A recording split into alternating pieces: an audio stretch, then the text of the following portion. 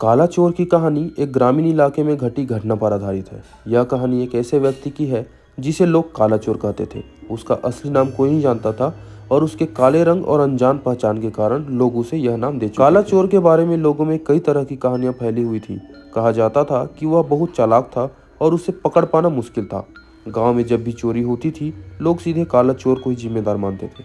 उसके डर से लोग रात में दरवाजे बंद करके सोते थे और अपने कीमती सामान को छिपा कर रखते थे। एक दिन गांव में एक नया सिपाही आया। वह बहुत साहसी और तेज तर्रार था। उसने गांव के लोगों से काला चोर के बारे में सुना और उसे पकड़ने का निश्चय किया।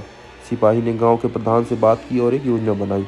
प्रधान ने गांव के सभी लोगों से कहा कि वे अपने अपने घरों में एक रात झूठा खजाना रख दें और चुपचाप सो जाएं। उस रात गांव के सभी लोग योजना के अनुसार अपने घरों में नकली खजाना रखकर सो गए।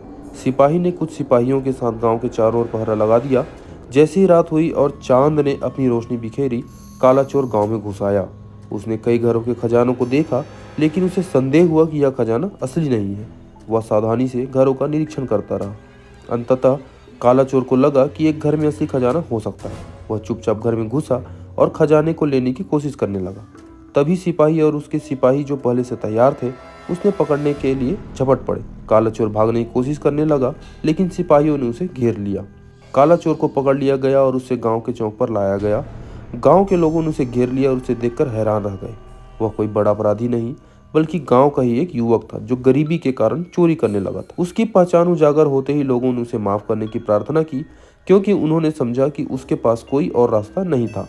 गांव के प्रधान और सिपाही ने उसे सजा देने की बजाय उसे सुधारने का निर्णय लिया। काला चोर को समझाया गया और उसे काम करने का मौका दिया गया।